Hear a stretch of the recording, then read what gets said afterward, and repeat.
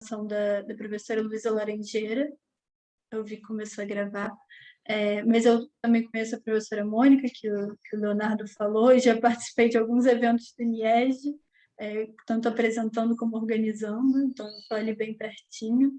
E essa apresentação eu pensei para ser uma conversa sobre o meu projeto de doutorado, que ele foi escrito, né? E a gente escreve um projeto e tenta amarrar ele o mais possível e colocar as coisas que a gente mais sabe nele para parecer uma coisa redonda, enfim, consistente, e depois fica nesse espaço de começar o doutorado em si e sair dali do projeto e começar a pesquisar, né? Então esse evento vai ser muito bom para, enfim, começar a pesquisar. Eu escrevi no resumo um pouquinho a mais até do que as coisas que eu estou começando a ler, né? E eu vou conversar com vocês e agradecer as contribuições de vocês também. Me situando um pouco. Eu pesquiso Walter Benjamin há um tempo, desde a graduação. Eu leio não relacionado à literatura de testemunho, isso é mais recente. Eu leio principalmente o ensaio narrador dele, o contador de histórias, né, na nova tradução da Patrícia Lavelle, e com outros temas. Por acaso, um autor alemão que eu relacionava ao narrador, o Michael Ende, eu fiz essa pesquisa no TCC. E depois do mestrado, eu comecei a ler também o Jorge Semprún. Ele não é judeu, né? Ele é um comunista espanhol que esteve em Buchenwald durante 2 anos. Foi capturado quando participava da resistência antinazista na França, que ele estava lá em exílio, né, com a família. E então eu comecei a ler o Semprún, que é literatura de testemunho, mas não sobre a perspectiva de literatura de testemunho, na verdade. Meu recorte no mestrado era outro.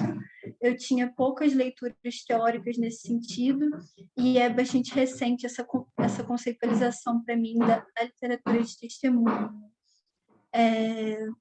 Eu li a obra dele através de outros vieses, outras perspectivas, junto de alguns conceitos do Bendy. Então, só que, claro, ele, enquanto um sobrevivente, né, enquanto literatura de testemunho, me voltou para essa bibliografia, inevitavelmente. E o que mais me atraiu nessa discussão assim mais teórica foram as discussões sobre catástrofe e representação, que foi o que eu trouxe para conversar com vocês. Comecei a ler alguns livros, né, sobre esse assunto, tem aquela organização do Friedlander, traz vários autores. Nós temos a versão nacional, digamos, que é do Seligman Silva, né, Catástrofe e Representação, e Arthur Nestrovsky, Catástrofe e Representação. E, enfim, Didi Berman, eu sempre fui encantada pelo Benjamin, agora eu sou encantada pelo Didi Berman também, que é um benjaminiano.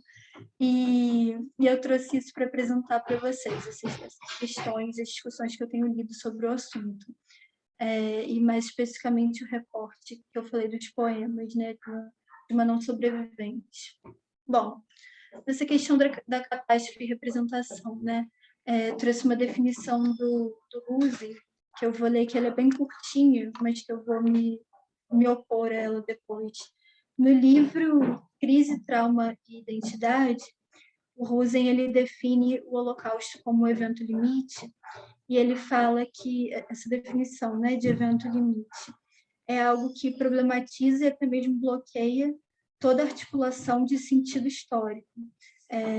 É algo que fracassa toda tentativa de aplicar sobre ele uma concepção de sentido, emudece a linguagem da história. E aí depois ele vai dar outras definições de crise, né, nesse texto. Ele fala da crise normal, crise crítica e crise catastrófica. Em resumo, estou sendo bastante simplista aqui, até porque eu não sou uma grande leitora do Rosen, mas a crise normal é aquela que pode ser superada com possibilidades culturais previamente dadas naquela sociedade. E a crise crítica ela pode ser superada quando novos elementos culturais entram em cena, mas retomam uma linearidade de sentido histórico naquele recorte onde se deu. E a crise catastrófica, que ele fala do Holocausto, ele também exemplifica como terror jacobino, é aquela que novamente emudece a linguagem de sentido histórico, né? E aí tem essa expressão emudece, que ela me mobiliza e me incomoda um pouco, e é contra ela que eu vou tentar argumentar. Por quê?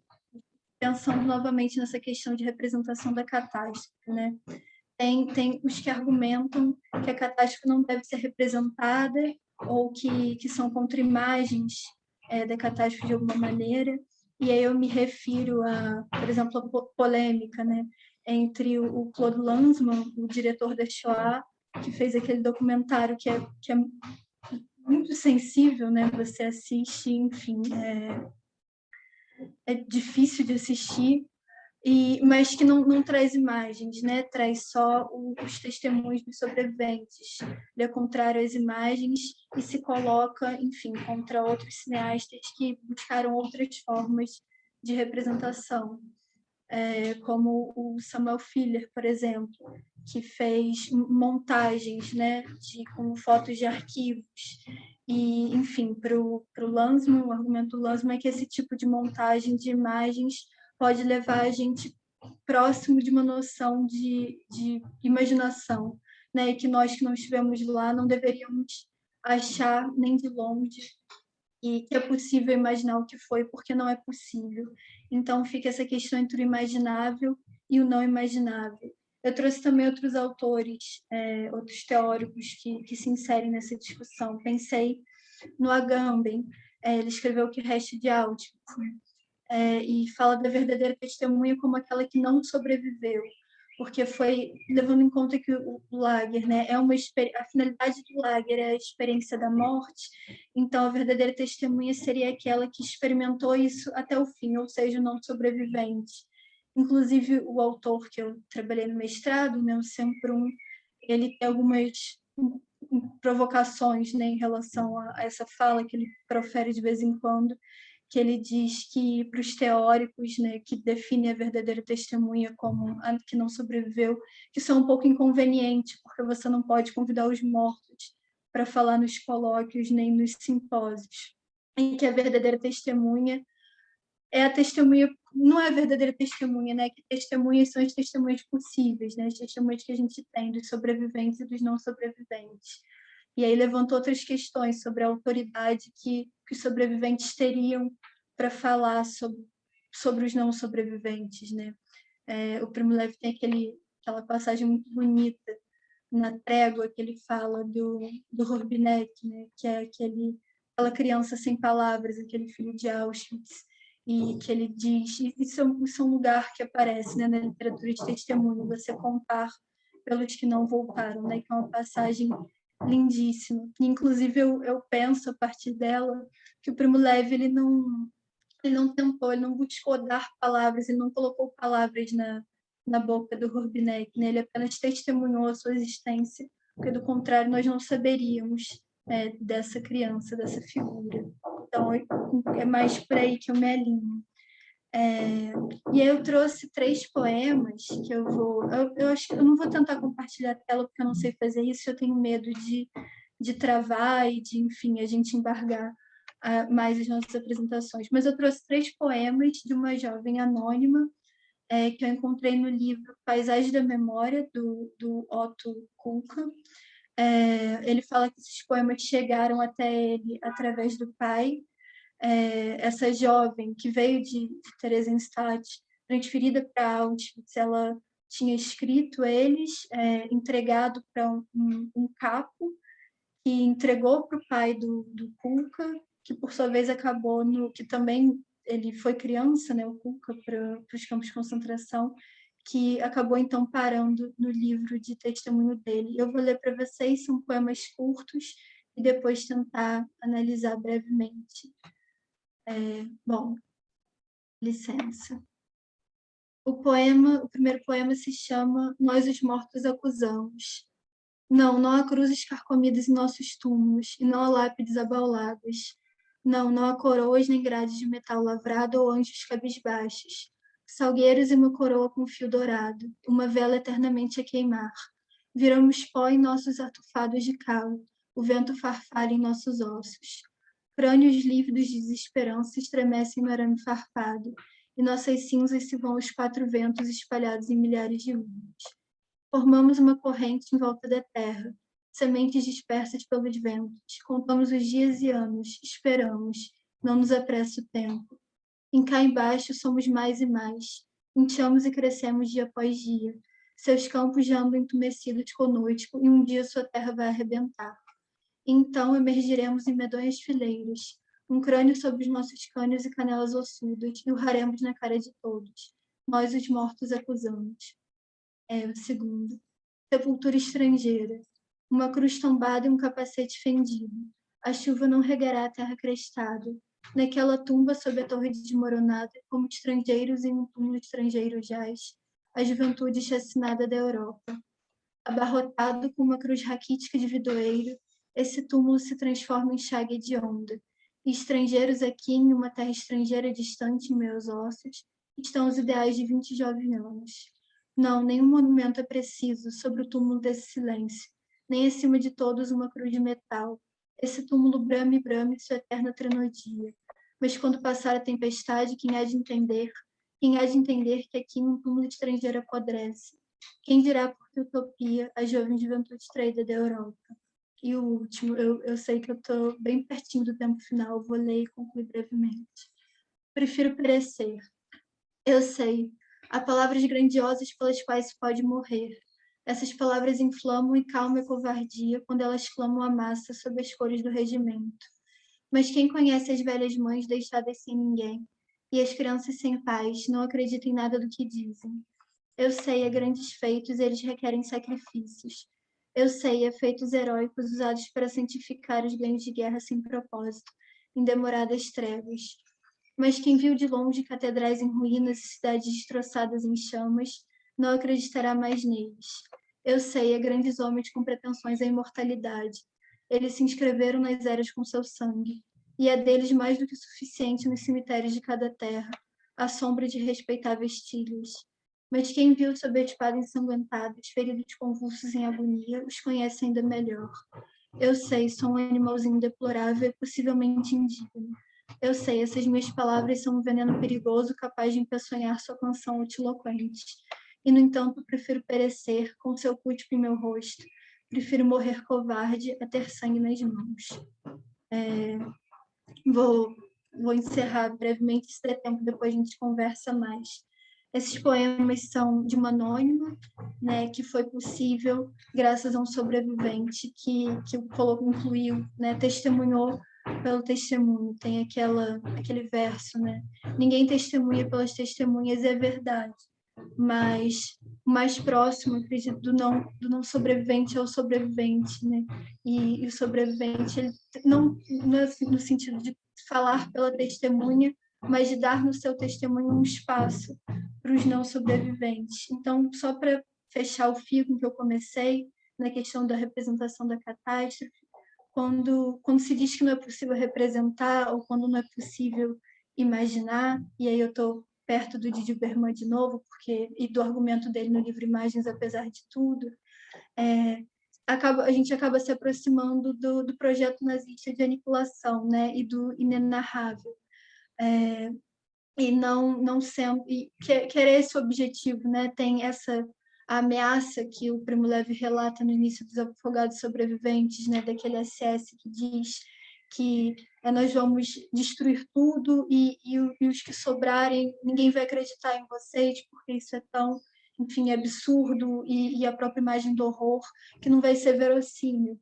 E não é verossímil, mas contra o inverossímil existem as nossas possibilidades, o nosso esforço de imaginação, né? E, enfim, é com isso, com essa perspectiva que eu acho que é tanto teórica quanto ética e sensível que eu me alinho, com a qual eu busco agora começar a pesquisa do doutorado. E só para fechar uma citaçãozinha pequenininha, porque eu sei que eu cheguei no minuto 15, mas é para encerrar, então.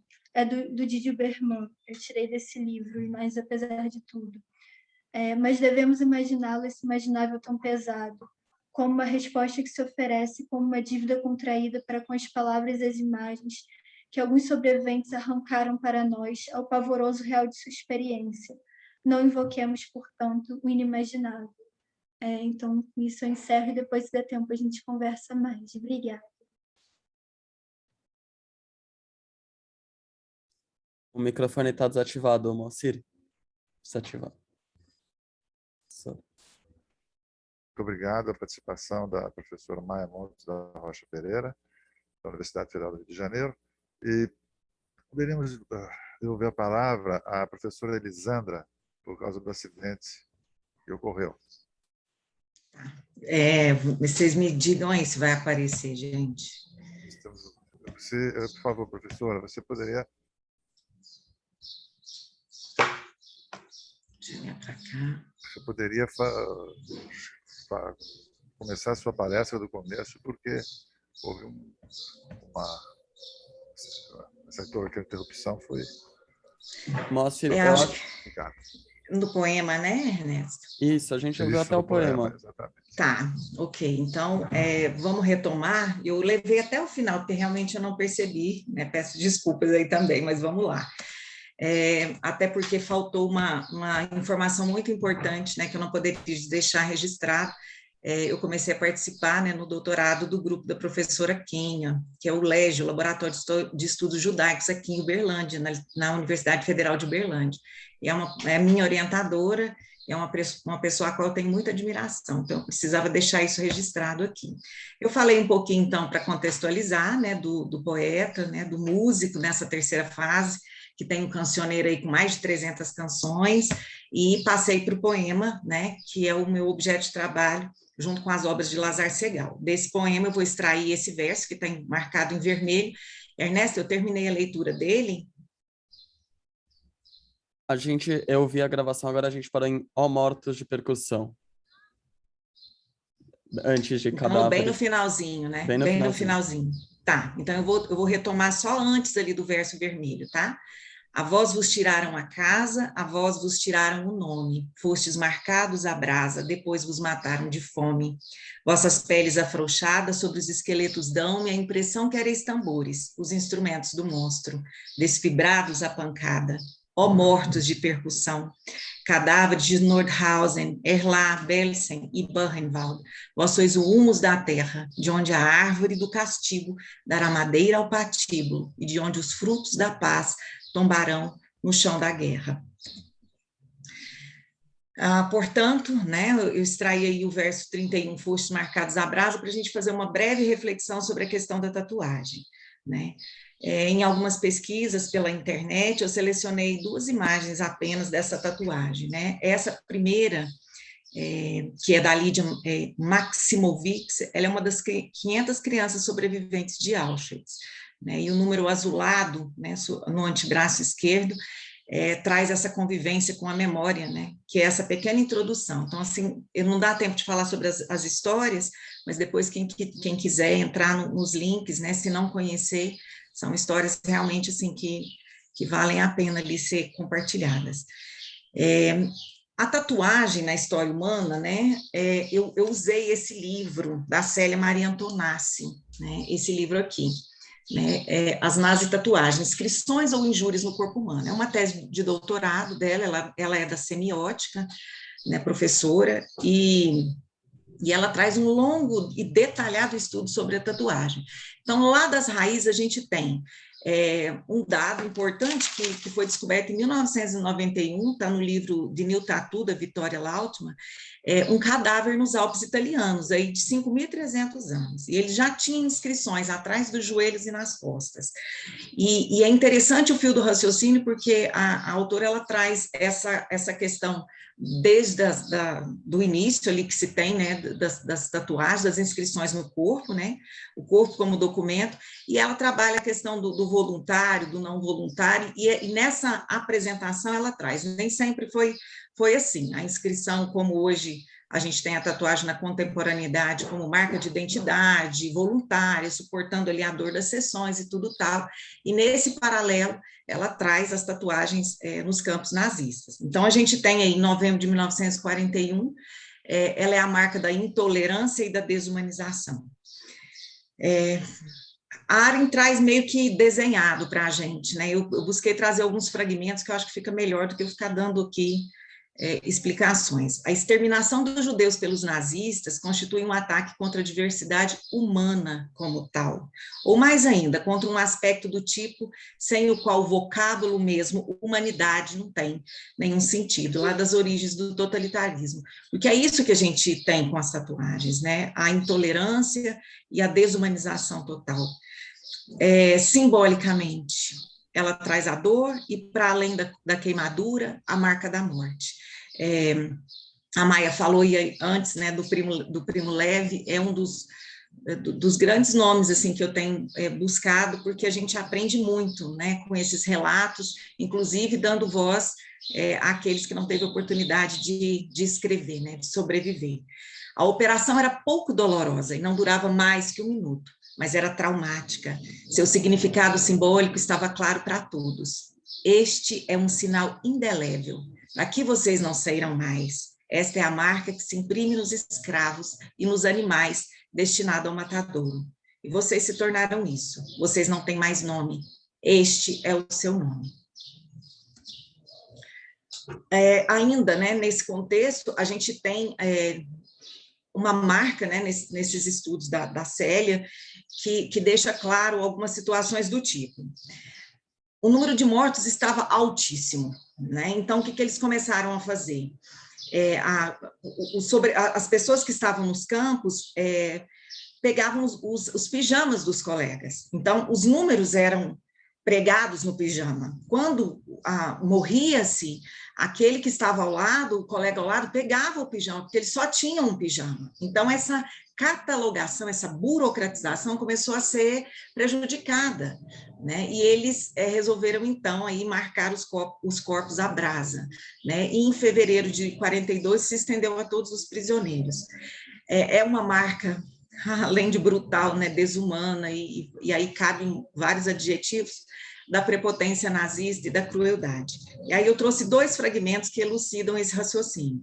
Além de substituir os caracteres físicos de cada um pela desfiguração temporária, e tem fragmentos, né, da obra do Levi, do Primo Levi, que fica muito marcado, né, de olhar e todos parecerem iguais, né? Então, assim, uma desfiguração, né, sem cabelos, todos, enquanto sem uniforme, todos nus, né? Realmente não há outra palavra, outro vocábulo, é desumanizar mesmo, né? Tatuou-se os corpos, substituiu seus nomes pelas matrículas numéricas, estigmatizando-os para sempre. Assim, a tatuagem é a lápide de uma morte interminável, anônima, mas anunciada. Está aqui, né? É para breve, né? A morte se anuncia. A substituição do nome pelo número é o ápice da condenação. Portanto, símbolo de exclusão, e no caso dos judeus, um ultraje duplo ao corpo, né? Que é o mais íntimo traje, que é a ofensa à religião. Aí a gente vai na Torá com, né, o não farás a tatuagem em seu corpo.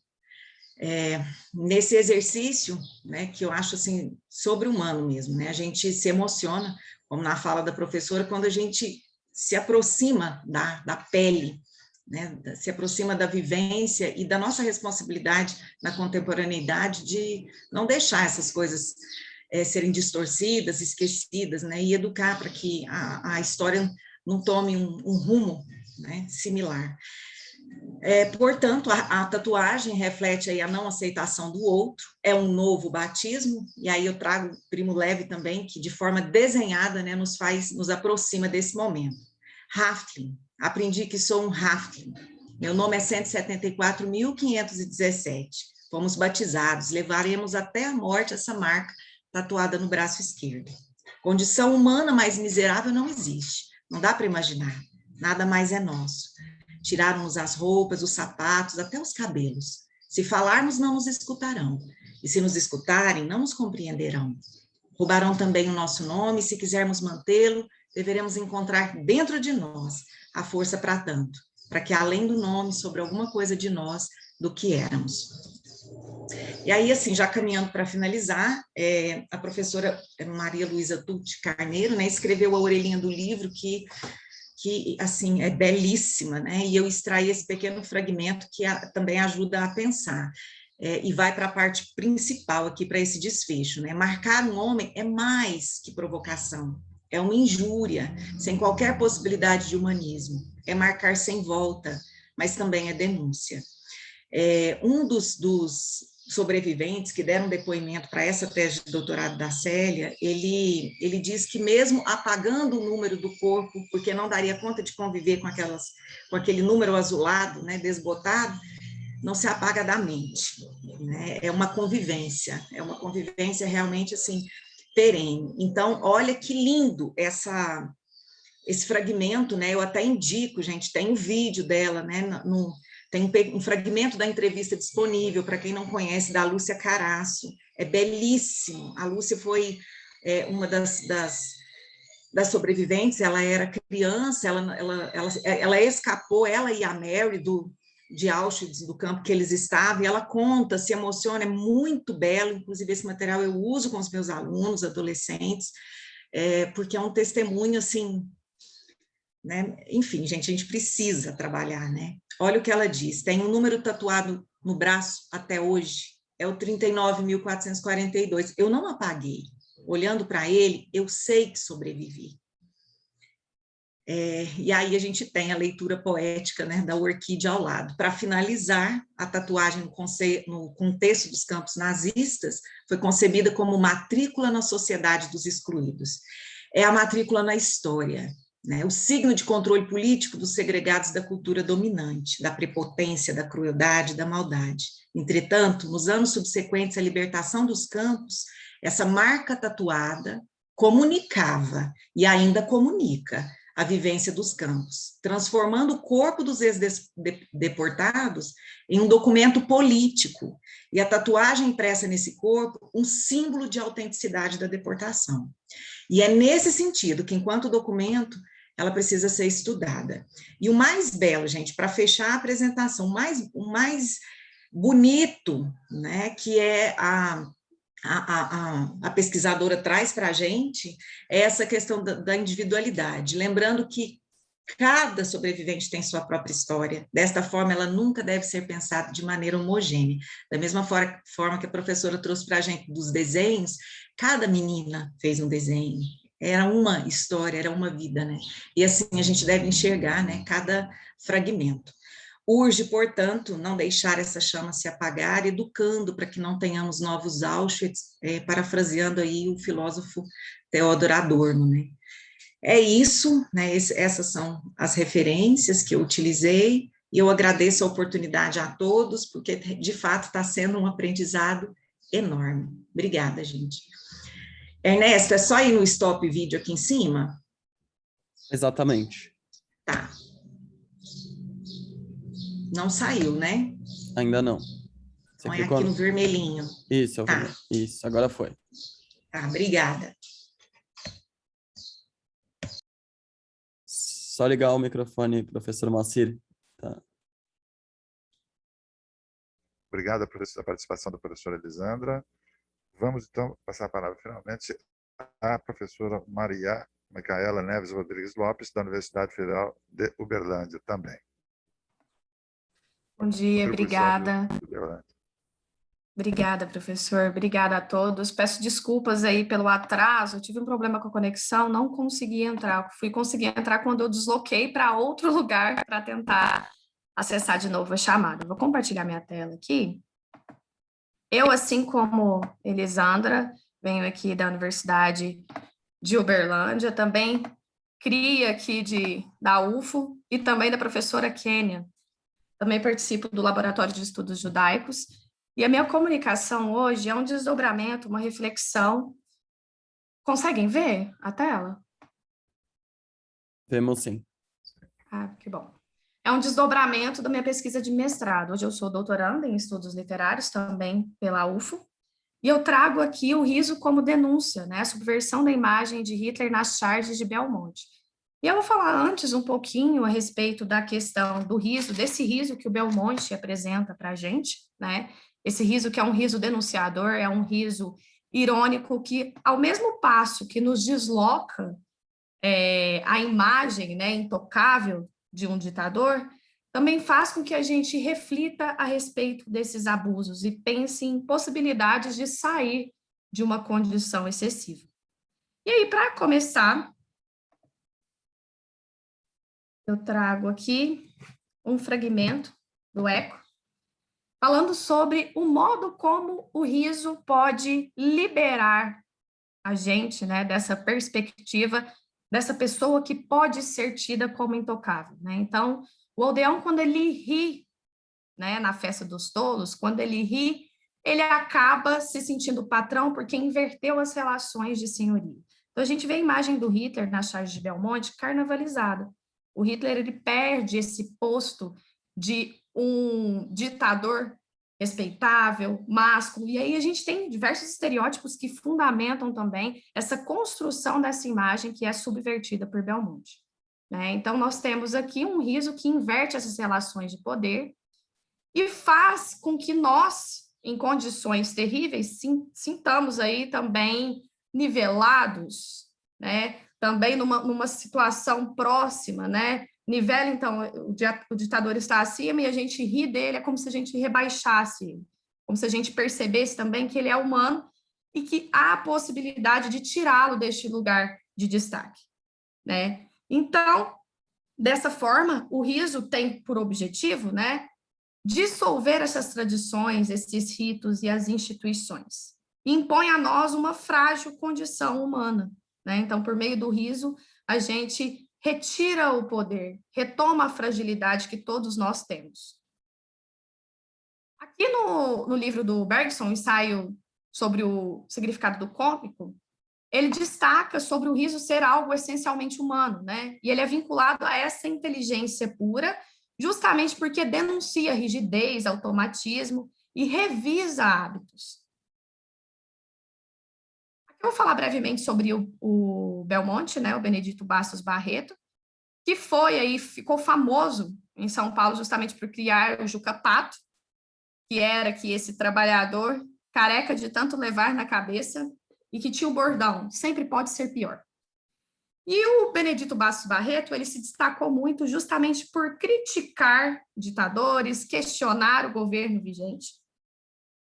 E quando a gente vê a imagem que ele constrói do Hitler, a gente tem até alguns registros, né, sobre algumas represálias que ele possa ter sofrido, tanto ali no governo de Getúlio Vargas, quanto de ditadores fora aqui, né, do Brasil. Dizem que ele recebeu aí um retorno de Joseph Goebbels, falando a respeito do absurdo dele retratar o Führer da maneira que ele retratava. Também dizem, isso não é muito claro na história, né, mas dizem que ele também recebeu retornos aí até de Hirohito, né, porque ele colocava tanto o Hirohito quanto o Hitler vestidos de mulher, em situações assim, que desconstruía totalmente a imagem do ditador como uma figura máscula, forte, respeitável. Para começar, trago um fragmento aqui de Lobato. Em nada se estampa melhor a alma de uma nação do que a obra de seus caricaturistas. Parece que o modo de pensar coletivo tem seu resumo nessa forma de riso. Então, a caricatura, a charge, ela traz para a gente uma unificação de um pensamento que está ali, suspenso, né? Então, o artista, ele traz isso que está em suspensão e desafia a ordem pré-estabelecida. Eu trouxe agora 3 charges para a gente comentar brevemente, que estavam ali no livro Caricatura dos Tempos, que é um compilado das charges aí que fazem referência à Segunda Guerra Mundial, publicado pela editora Melhoramentos em 1982. Inclusive, esse é o meu objeto de pesquisa do mestrado, né? A gente retirou várias charges ali desse livro para analisar e discutir a respeito do riso como um recurso de subversão. Na primeira charge, a gente tem Hitler dançando com Stalin e Hirohito sentado, esperando para dançar também. É uma referência clara aí a essa perda de força, né, que Hitler teve nos anos finais da guerra. E a gente vê Hitler numa situação desconfortável e ainda vestido de mulher, o que pode desconstruir totalmente essa imagem de um homem forte, másculo. Não deixa de ser preconceituoso, né? Mas quando a gente entra em contato com a perspectiva, a visão de mundo do ditador como uma figura máscula forte, que traz todo esse estereótipo, essa construção de masculinidade, colocar ele vestido de mulher é humilhante para ele, né? Então ele seria frágil, dependente, ele não estaria dando conta ali de dançar a dança da guerra com Stalin. E aqui a gente tem ele interpelando Hirohito. Você precisa dançar um pouco com ele, porque eu não aguento mais. E essa charge é de 3/5/1943. Então, o Belmonte ele é assertivo em tocar justamente no calcanhar de Aquiles desses homens que se colocavam em um pedestal acima de toda a possibilidade de questionamento e de riso. Mais à frente, a gente tem outra charge dele aqui que traz traços um pouco mais sombrios, né? A gente vê Hitler num estado bem ruim, ele está com olheiras, ele está com uma aparência péssima, charge datada de 25/8/1944, criticando justamente uma das falas do Partido Nazista, né? O futuro da Alemanha está na sua juventude. Em 1944, a gente já havia perdido vários jovens, né? A Alemanha já havia perdido vários jovens na guerra, justamente pelo movimento dessa juventude hitlerista, né? Que era um grupo de jovens em que a maioria dos jovens alemães estavam inseridos. E aí, com a perda da força, né? Com a falta de mão para defesa, né? Nos anos finais da guerra, eles acabam convocando jovens e até idosos para irem para a frente da guerra. E devido à falta de preparação, à falta de equipamento, vários morrem no embate. Então, aqui é uma crítica, né? E é o riso que desperta em nós é um riso que traz um profundo desconforto também. Porque a gente está rindo aqui, nossa, ele falou algo e ele mesmo negou aquilo que foi tido como verdade, né? Que ele colocou como a única salvação da Alemanha, né? O futuro da Alemanha está na mão da juventude. Cadê a juventude? Morreu nos campos de batalha. E, para fechar, nós temos o Hitler aqui como uma criança mimada, mais uma vez, tocando ali no calcanhar de Aquiles, desses homens poderosos que se colocavam em lugares intocáveis, né? Então, Hitler está ali com as bonecas que representam os países, né? A expansão, os territórios ocupados por ele, e Stalin tomando essas bonecas dele. Olha, uma criança mimada, você quer brincar com esses países, eu vou tomar de você esses países, porque já passou da hora de eu levá-los de volta. Você brincou muito com essas bonecas, Hitler. Então, vamos parar com isso, Adolfinho? Então, a gente vê esse riso, que é um riso que traz um desconforto. E esse desconforto, ele pode promover uma movimentação. Ao fim, a nossa reflexão aqui final, tomando como base essa pesquisa de mestrado, a qual finalizei em 2018, a gente percebe que o riso aqui não é um riso comum, né? É um riso sério, é um riso reflexivo, que alivia um pouco o desconforto dessa percepção desse homem como grandioso, intocável, e faz com que a gente repense essas organizações sociais e denuncie excessos. Aqui estão as referências, gostaria de agradecer a oportunidade e pedir desculpas mais uma vez por essa intempérie relacionada à conexão.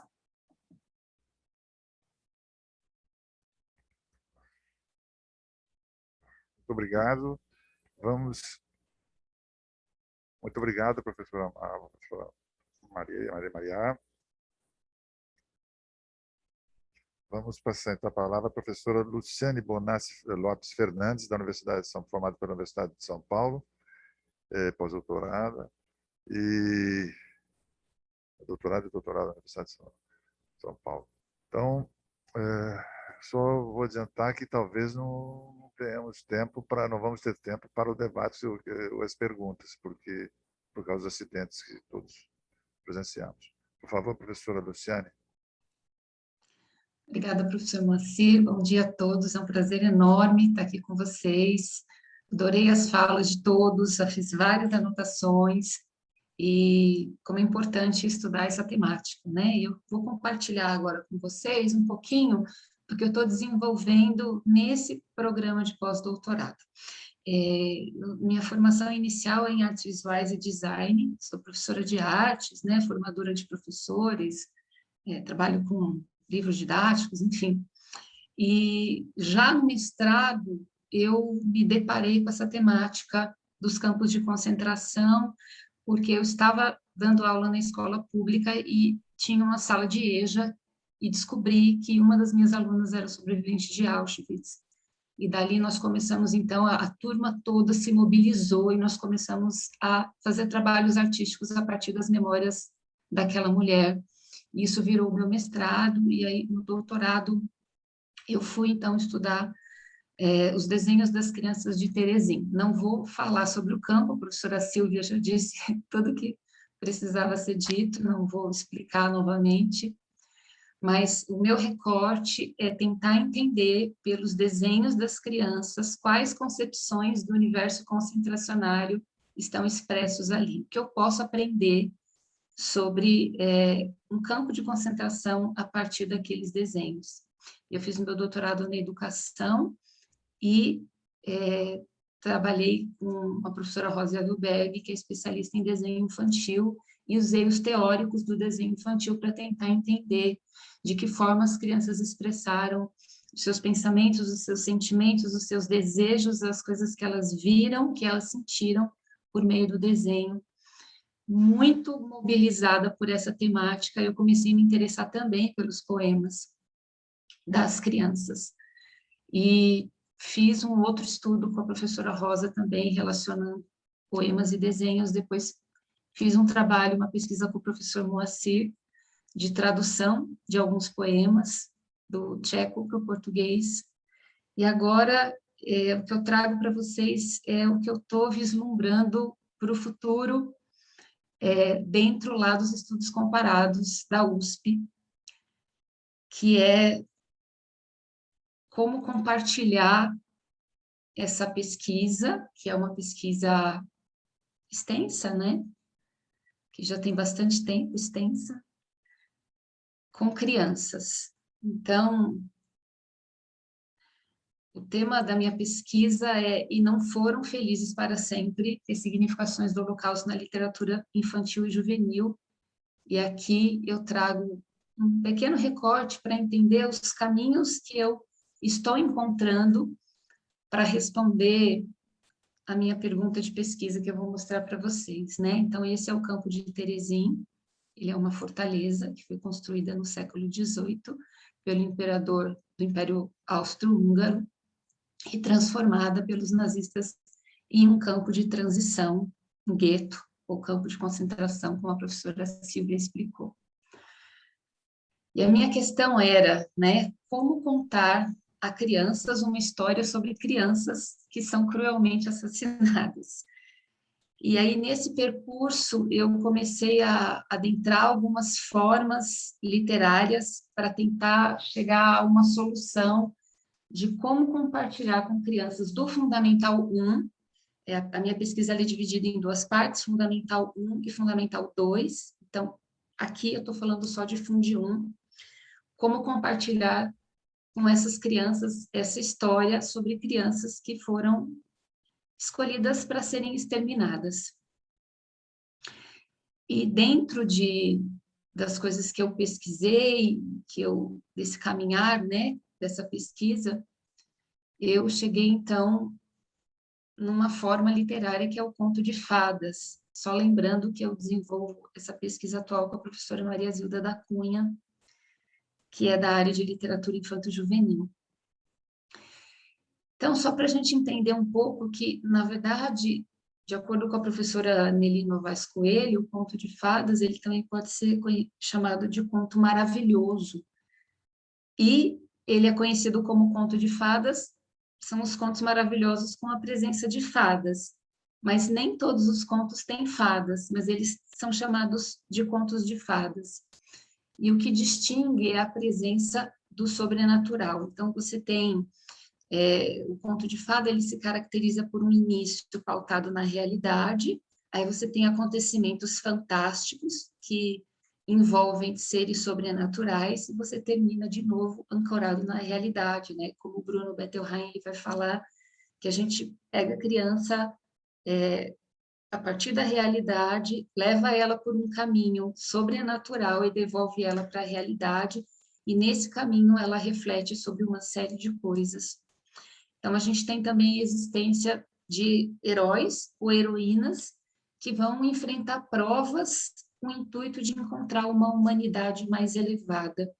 Uma outra característica também é o tempo e o lugar incertos, né? Era uma vez em um lugar distante. Então, aquela experiência ela pode ser válida para qualquer tempo e para qualquer lugar.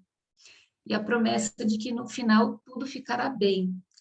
Então, foram felizes para sempre. Mas isso é a forma literária dos contos de fadas. Se a gente pesquisa a gênese, né? A gente sabe que o conto de fadas ele vem da tradição oral. Então, eram as histórias contadas pelos camponeses de geração a geração. Então, diz que os contos eles exploram esses meandros da realidade, sendo a forma ficcional encontrada no decorrer de centenas de anos para expressar aspectos da experiência humana acumulados e transmitidos de geração a geração. Só depois, no século XVIII, século XIX, que esses contos eles encontram forma literária, né? Eles são registrados por Perrault, pelos irmãos Grimm, pela Madame Donois. Esses que vêm da tradição oral, e novos contos são criados, por exemplo, pelo Hans Christian Andersen, que é um conto de fada moderno. E aí eu queria explicar por que o conto de fadas, né? A gente tem que lembrar que houve uma transformação em sua gênese na tradição oral. O conto de fadas ele não tem um final feliz, né? Eles são muitas vezes cruéis e violentos. Aí quando eles foram registrados literariamente, escritos por esses autores, muitas coisas foram mudadas e adaptadas de acordo com o contexto. E aí depois a gente tem uma nova... Caiu ou não? Estamos ouvindo. Estão me ouvindo? Sim. Tá. A gente tem depois uma... Obrigada, que apareceu aqui, que a minha conexão falhou. A gente tem Disney, né? Que você tem os contos glamurosos, com princesas maravilhosas, com castelos sensacionais, e no final tudo dá certo. Mas se a gente for pensar um pouco na gênese disso, João e Maria são duas crianças, pede para o pai escolher, né? Ou eu ou as crianças. Vamos mandá-las para a floresta. E elas são mandadas para a floresta para viverem a sua sorte. Por quê? Porque os camponeses tinham pouquíssima comida. Então, a questão de sobrevivência. Ultra cruel e violento, se a gente for pensar. Branca de Neve, ela é perseguida também pela madrasta. Cinderela, colocada para fazer trabalhos exaustivos também por uma madrasta. Depois a gente vê que por elementos mágicos, né, acontece tudo o que acontece e no final ela se casa com um príncipe. E Chapeuzinho Vermelho, que nas versões antigas, né, primeiras versões, a gente tem, não sei se vocês sabem disso, mas quando ela chega na casa da avó, o lobo pede, então, para ela se despir. Então, ela vai tirando toda a roupa até ficar nua e deitar-se na cama com ele. E depois ele a engole. Então, são elementos que vão sendo construídos de geração a geração e vão sendo passados para os adultos, tá? O conto de fadas, não esse conto tradicional, que ganhou o nome de conto de fadas com a Madame Donois, lá no século XIX, ele eram contos para adultos, e aí depois Perrault transforma isso em contos para crianças com um final moralizante. Ele usa essas histórias para transformar isso com um final moralizante e suaviza um pouco toda essa crueldade exacerbada. tem uma fala aqui muito interessante desse historiador, Robert Derton, que ele diz assim: os contos exploram aspectos tão rudes e cruéis porque a vida dos camponeses era marcada pelo sofrimento e miséria, trabalho árduo, alimentação insuficiente, alta mortalidade, maior entre as mulheres devido aos partos. Segundo o pesquisador, o grande número de madrastas e o tratamento desigual e impiedoso que elas dispensam aos enteados não é invenção da carochinha, mas estratégia de sobrevivência para aumentar as chances de seus próprios filhos. Então, essa é uma matéria viva, né? Uma realidade dessas pessoas, desses antigos camponeses. As mulheres morriam jovens durante o parto, por doenças, por falta de alimentação, eles comiam pouco, trabalhavam muito, tinham uma vida bastante exaustiva, e os homens se casavam de novo para ter alguém para cuidar dos seus filhos. E essas novas esposas tinham outros filhos, e como a comida era muito pouca, elas priorizavam alimentar os próprios filhos. E arranjavam meios de se livrar dos filhos da antiga mulher. Então, isso é algo real e vivo. Mas o que chamou mais a minha atenção e me fez escolher essa forma literária para poder contar a história das crianças de Terezinha, porque esse era o meu intuito, fazer com que a história dessas crianças chegasse a outras crianças, nas escolas públicas principalmente, para que as crianças de hoje pudessem saber que existia um tempo em que crianças foram perseguidas e elas lutaram por sua humanidade, sua identidade, por meio da arte. Então, tem essas 4 características do conto de fadas, né? Que é a questão do deslocamento, o herói sempre é deslocado da sua casa, da sua cidade natal. Elas foram deslocadas. Isolamento, o herói ele é colocado um tempo em isolamento, e elas também foram colocadas em isolamento dentro desse campo. Penúria com trabalhos exaustivos. Então, isso fica claro para a gente na Cinderela, né? E a gente trouxe aqui os contos mais conhecidos, mas existem inúmeros contos que trabalham as mesmas questões, é muito interessante. E as crianças no campo, elas cuidavam da sua higiene, elas cuidavam de uma série de coisas, e a partir dos 16 anos elas trabalhavam. E a questão da batalha dos guerreiros, né? Que é a ideia do bem contra o mal. E a gente tem no campo as crianças lutando por sua humanidade através da arte. Então, eu usei todos esses elementos, trouxe aqui alguns desenhos, né? Selecionados entre os 5.849 desenhos feitos, a grande maioria por meninas, mas alguns por meninos também, assim como nós temos uma grande maioria de poemas escritos por meninos e alguns escritos por meninas, porque o professor que dava aulas de poesia ficava no alojamento dos meninos, e como a professora Silvia disse, a Friedel ficava no alojamento das meninas e organizou essas aulas lá.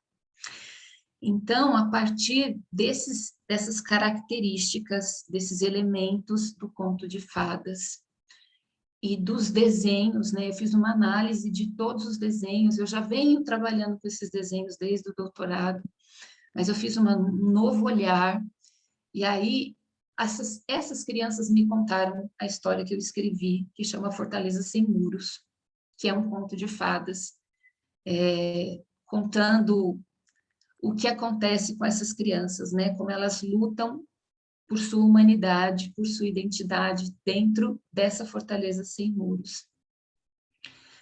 E os poemas colaboraram, né? Então, Vygotsky, ele vai falar que a imaginação e a criação são a experiência em movimento, né? Então, toda a experiência que eu tenho tido com esse material, com os testemunhos, com as leituras, essas imagens, elas me trouxeram o material para que esse conto fosse criado, né? E ele está pautado justamente nessa ideia de que quem provocou tudo isso não foram monstros, foram pessoas como nós, e que é tudo uma questão de escolha. Nós podemos escolher se nós vamos segregar, aniquilar, maltratar ou não. Tem um diálogo bem próximo das crianças, e a ideia é que elas entendam mesmo todas essas questões a partir de uma literatura fantástica. E o conto ele é ilustrado pelos desenhos, né? Na verdade, eu não chamo os desenhos de ilustração, mas eles são a gênese da criação. Então, a imagem e a poesia, para mim, são a gênese da criação desse conto literário. E é isso, gente, que eu queria compartilhar com vocês. Vou deixar aqui o meu e-mail. Se alguém quiser perguntar, mandar mensagem, fico à disposição. Muito obrigada.